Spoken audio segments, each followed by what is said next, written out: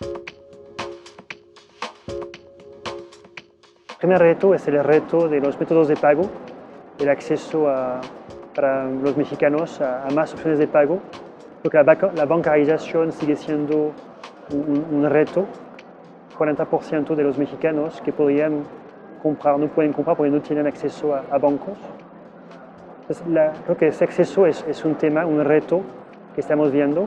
El segundo es la parte logística, que sigue siendo un reto existente a pesar de las mejoras que hemos visto en el mercado, pero sigue siendo un tema porque hay muchos puntos de la República que son difíciles de acceso de manera recurrente o con altos niveles de ventas potenciales. Entonces ahí tenemos que seguir trabajando con nuestros aliados y nosotros mismos para poder proponer más opciones de entrega en estas partes del país que son difíciles de acceso.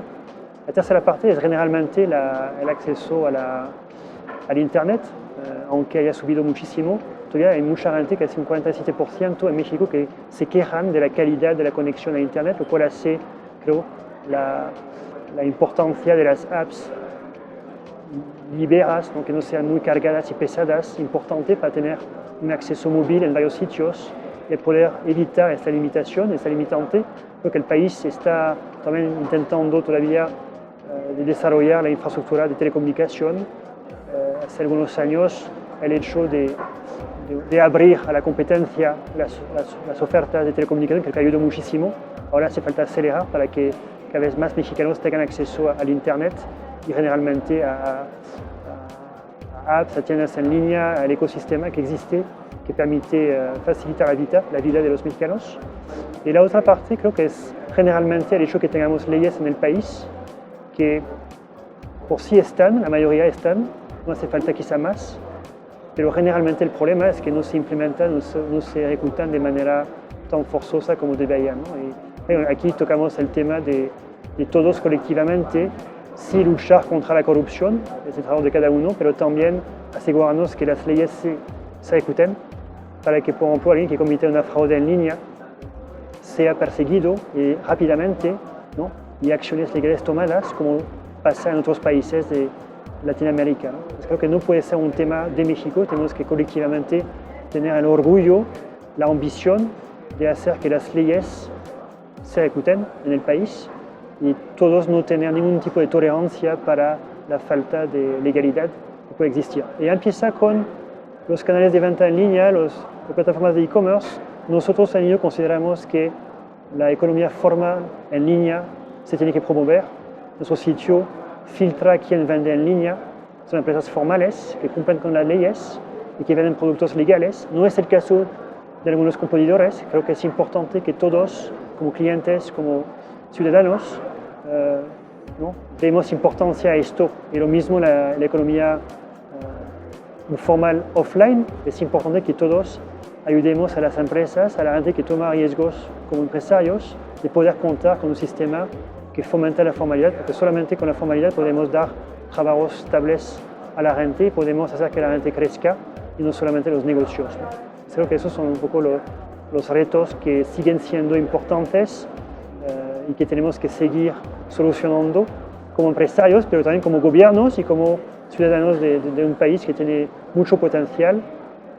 En la zona de América Latina es el país con mejor potencial en e-commerce. Así hace falta aprovechar y todos poder sacar provecho de esta oportunidad. El tema de la entrega en domicilio, que sigue siendo la opción preferida y más conveniente, pero también recolección en puntos de paquetería, por ejemplo. Y también vamos a lanzar el lanzamiento, la recolección en puntos de venta tipo Sodimac, que es nuestro aliado de Falabella.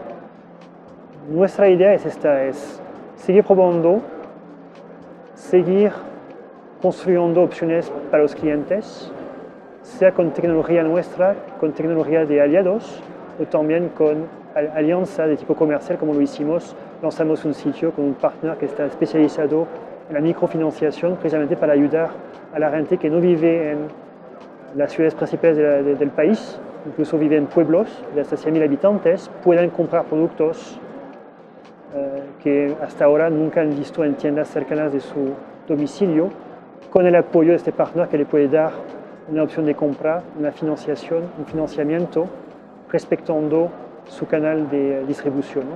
Entonces creo que esos son ejemplos, tanto a nivel tecnológico como a nivel de alianzas, que nos permiten siempre innovar y responder a lo que puede buscar el cliente mexicano, que lo sepa o que lo sepa, porque a veces el cliente no había pensado en algún tipo de modalidad y la probamos, si resulta que le gusta, lo seguimos y lo escalamos, y si no, lo dejamos de lado.